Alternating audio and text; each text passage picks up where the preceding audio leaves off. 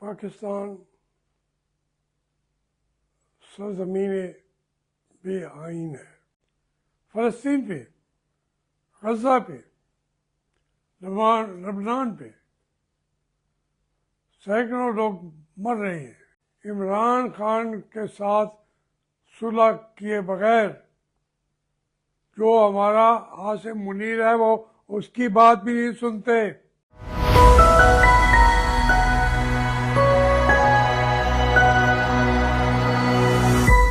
बिस्मिल्लाहिर्रहमानिर्रहीम। मेरे बच्चों, मेरे पाकिस्तानियों, अस्सलाम वालेकुम। देखिए, ये पाकिस्तान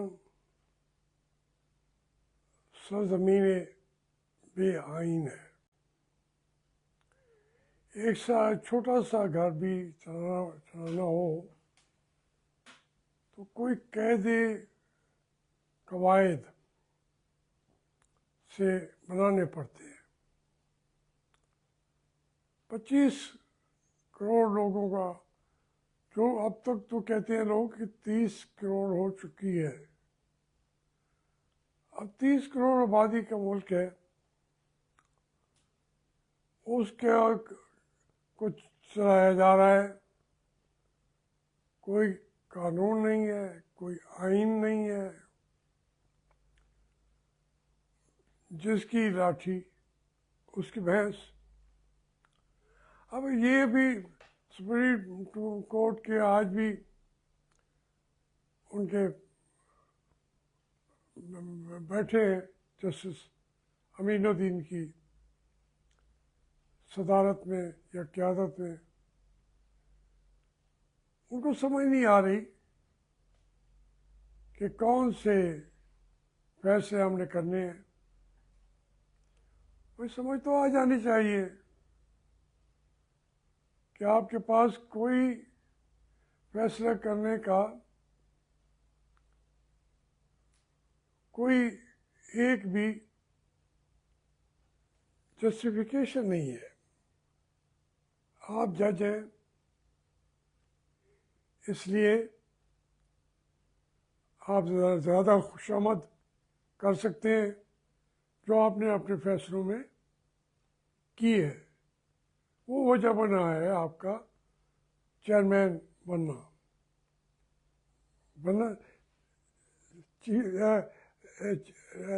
जज वाली बात नहीं है। जज ऑफ सुप्रीम कोर्ट के वाली तो बात ही नहीं है ना। वो आप हैं भी नहीं। जिस मंजर पे बैठे हैं इस वजह से नहीं बैठे। यही काजी ईसा साहब चाहते थे। अब भी सुप्रीम कोर्ट तो है ही नहीं मुल्क के अंदर। 2 supreme court, 3 supreme court, 4 supreme court, 5 supreme court. अब ये कभी दुनिया में हुआ है? वो अब नहीं है। फैसले क्या करेंगे? कोई एक फैसला भी आपका इस वजह से काबिल कबूल नहीं होगा कि आपने एज चीफ जस्टिस फैसला किया है। अमल दरामद हो जाएगा। फैसला आपका तस्लीम कोई नहीं करेगा, अमल दरामद हो जाएगा। क्योंकि अमल दरामद करने वाला वो बैठा हुआ है, आसिम मुनीर एंड कंपनी। अब ये दूसरी बड़ी हकीकत ये है कि 30 करोड़ का मुल्क, वो कहते हैं जो हमारी फौज वाले हैं, वो कहते हैं इसको कायदे कानून की ज़रूरत भी नहीं है। वो इतना डीप रूटेड समझते हैं हमारे फौज की कुव्वत है या हमारी बंदूक की कुव्वत है कि वो 30 करोड़ आदमी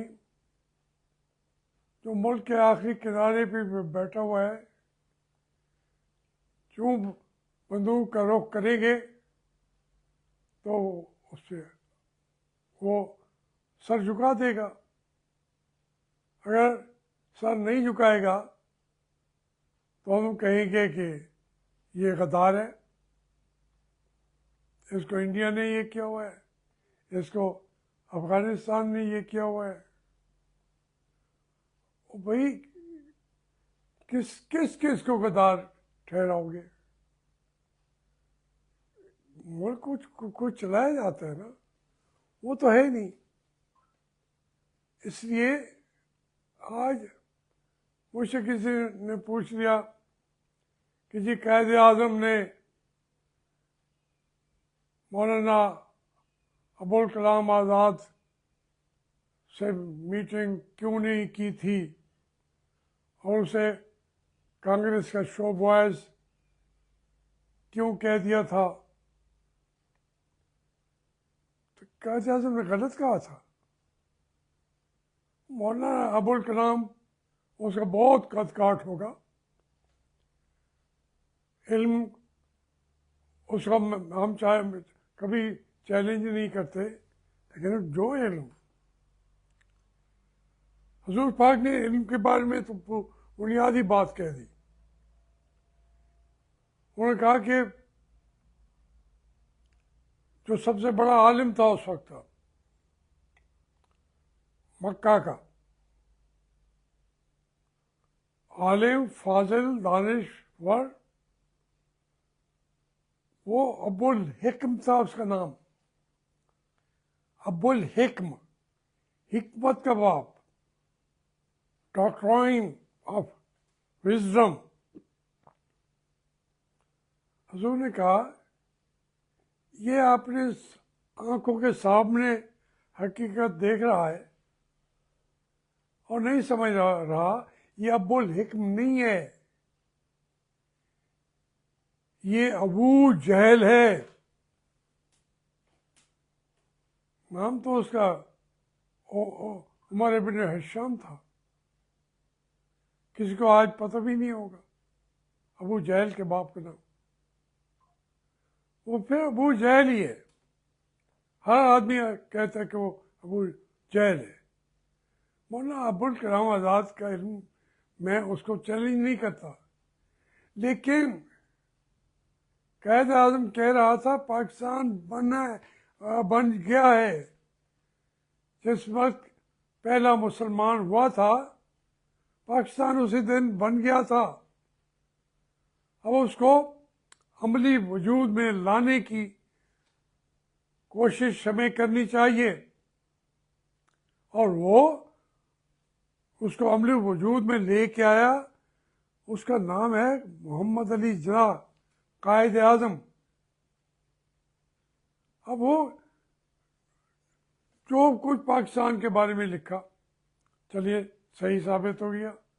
बहुत सारे लोग पेशीन कुइयाँ करने वाले थे, तो सारी कांग्रेस और हिंदुइज्म कह रहा था कि यह पाकिस्तान नहीं चलेगा, ये चौथे दिन अपना लौट के हमारे पास आ जाएंगे। उन्होंने चला के दिखा दिया, कायद आज़म ने वज़ीर ख़जाना की बना दिया और उसने बजट भी दे दिया पूरे हिंदुस्तान का। तो अगर अबुल कलाम साहब की बात इतनी ताकतवर थी तो उनकी ये नहीं थी। आप पूरी कांग्रेस की लीडरों का उस वक्त के बयानात पढ़ लें, फिर वो ज़्यादा पेशीन गोइयाँ तो उनकी सही साबित हुई। इस तरीके से कि क्या आप मुकाबले कराते हैं। कायद आज़म था, लेकिन ये बात मैं मानता हूँ कि इतने अरसे के बाद भी पाकिस्तान को पाकिस्तान बनने नहीं दिया। किसने नहीं बनने दिया? हमारी अस्करी क़यादतों ने। आज तक उन्होंने पाकिस्तान की पाकिस्तानियत को तस्लीम नहीं किया, हमारी अस्करी क़यादत ने।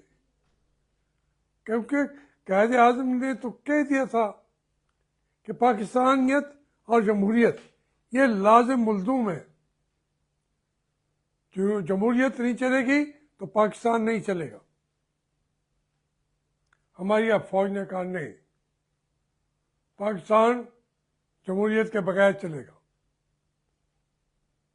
डंडे के साथ चलेगा, बंदूक के साथ चलेगा, लोगों से गैर मुहज़्ज़बाना रवैया रख के उनको मारेंगे, जो चूं करेगा फेंटी लगाएंगे। और इस 76 साल में और वो क्या रहा है? अब ये कहते हैं कि 30 लाख या करोड़ या 25 करोड़, वो उनका अब कहना नहीं मानते। अब वो जिद किए बैठे हैं हमारे आसिम मुनीर साहब और उनके साथी कि नहीं, हम इनको मनवाएंगे। वो फैसला कर देते हैं 8 फरवरी को कि हम लीडर हमारा जो है वो है इमरान खान। ये कहते हैं ऐसी तैसी तुम्हारी। कौन सी 8 फरवरी, कौन सा फॉर्म 45? तो ये एक, बाकी ये छोटी छोटी लड़ाइयाँ हैं सूबों के अंदर, KPK के अंदर, तहरीक इंसाफ के अंदर ग्रुप्स हैं, डिस्कशंस हैं। हो सकता है उनका उस लेवल तक वो पहुँचे भी ना हो, लेकिन इन तमाम हालात के बावजूद जो इमरान खान खड़ा हो गया है, अब वो मजाक उड़ाते रहते हैं। हमारे वो हैं ख्वाजा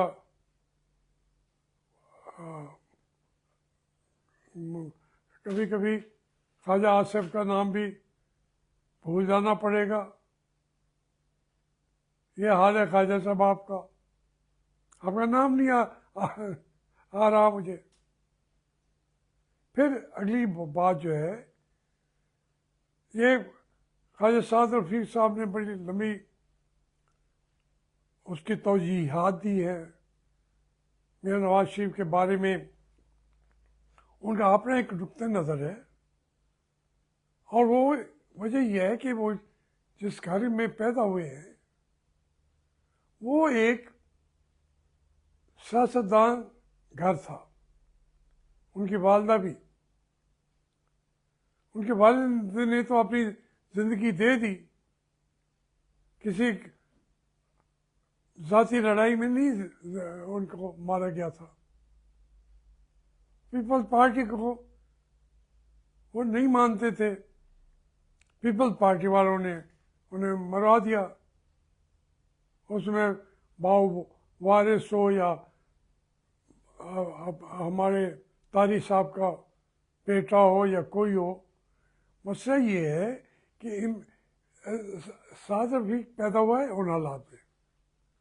वो मियां नवाज शरीफ को अपने नुक्ता नज़र से देखेगा कि जी उनकी तबीयत बहुत अच्छी है, ये मामला ठीक है, वो मामला उनके बारे में कोई बात ना करे।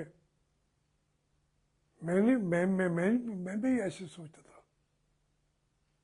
लेकिन अब तो एक एक चीज़ खुल के सामने आ चुकी हुई है, तो इसलिए मैं ज़बान फिर नहीं खोलना चाहता।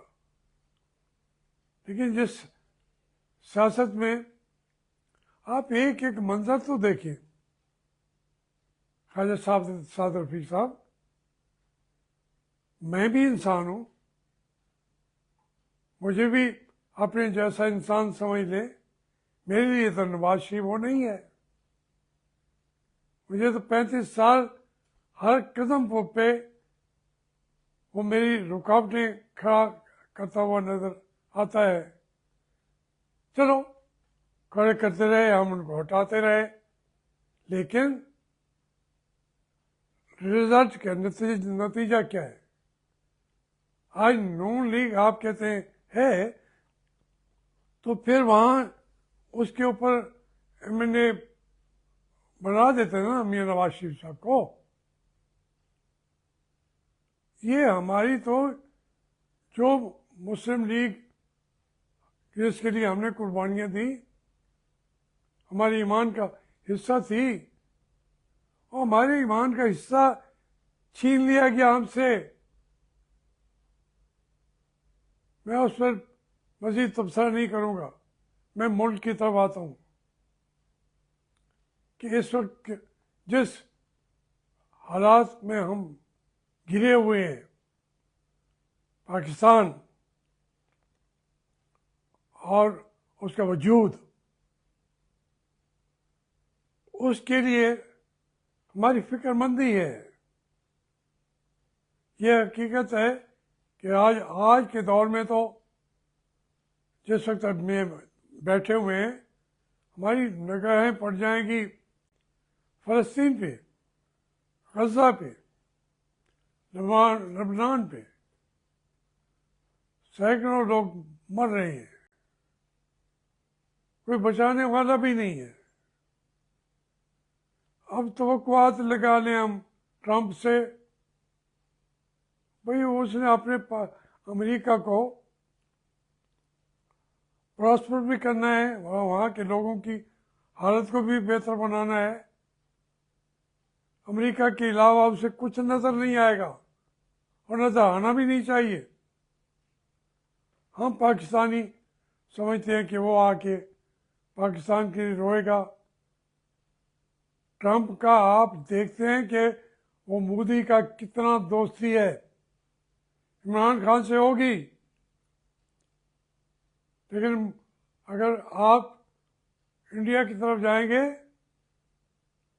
तो ट्रंप तो वहाँ धनराता आया था, हमारी तरफ तो उसने आंख उठा के देखा ही भी नहीं था।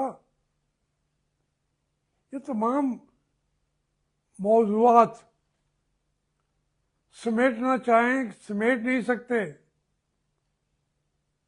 ये फैलते जा रहे हैं और पाकिस्तान के लिए खदशात पैदा होते हैं, पाकिस्तान के वजूद के लिए। इसलिए आए, घर का पता रखें। पाकिस्तान के अवाम जो हैं उनसे सब कुछ फिर छीना जा रहा है, रोज़ाना सुबह शाम। और यही हमारी हुकूमतें, यही हमारी फौजी जनरल, यही हमारे कोर कमांडर, यही हमारे 3-3, 4-4 सुप्रीम कोर्ट के अदारे लूट के सूट है। उसके लिए हमें कौम को अपने साथ लेके, या बल्कि कौम जिस रास्ते पे चल पड़ी है हमें उस कौम के पीछे खड़े होकर साथ देना चाहिए। और इत्तेफाक ये है कि कौम इमरान खान के साथ सुलह किए बगैर जो हमारा आसिम मुनीर है वो उसकी बात भी नहीं सुनते। और जो जो कहती है ये कौम, मैं नहीं कहना चाहता, बस।